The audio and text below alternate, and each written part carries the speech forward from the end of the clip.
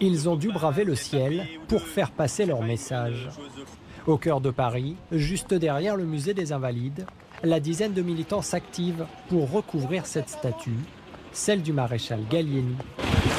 Hey, il y en a un autre là. Héros de la Grande Guerre lors de la bataille de la Marne, il est aussi l'artisan de la colonisation à Madagascar, où il instaure le travail forcé des indigènes. Une statue que ces militants antiracistes ne veulent plus voir. On n'a pas besoin d'avoir de héros qui divisent comme ça, on n'a pas besoin d'avoir de héros sanguinaires.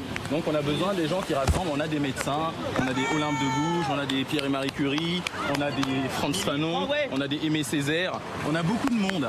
Donc aujourd'hui vraiment, leur place est dans les musées. Mais l'action sera de courte durée.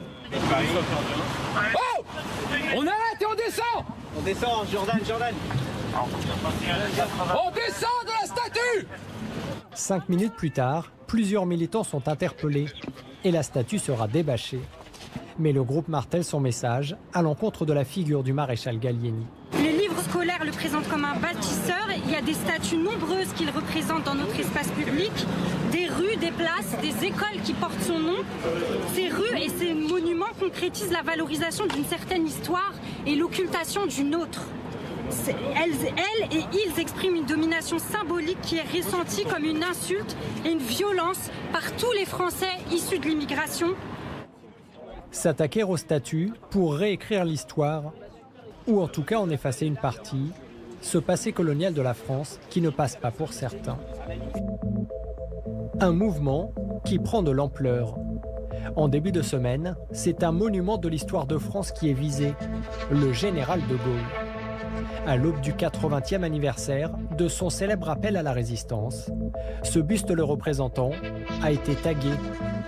Au dos, cette inscription « Esclavagiste ». Des dégradations condamnées unanimement par les habitants de cette commune du Nord. Moi, ça me choque parce que on ne fait pas ça sur une statue comme ça. Que c'est quand même lui qui a libéré la France. C'est quand même un président de la République qui a donné sa vie pour la France. Et voilà, il a contribué vraiment à l'avancement de la France, tout ça. Et qu'on puisse le salir des années après, c'est pas normal, c'est honteux, je trouve.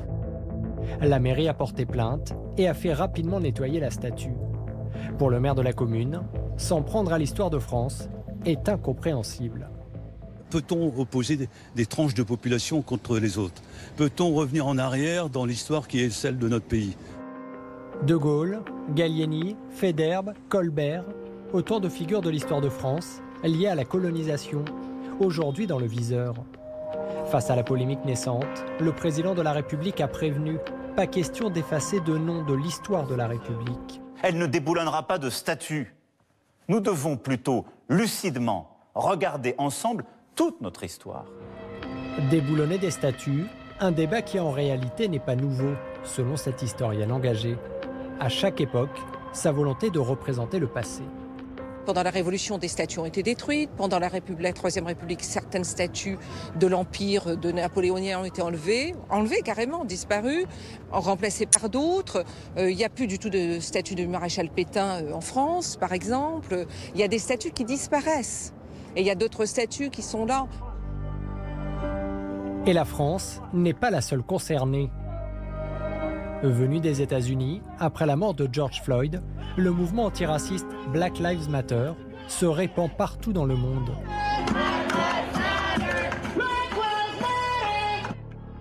Des rassemblements qui prônent l'égalité entre blancs et noirs et dénoncent désormais la glorification d'un passé colonial.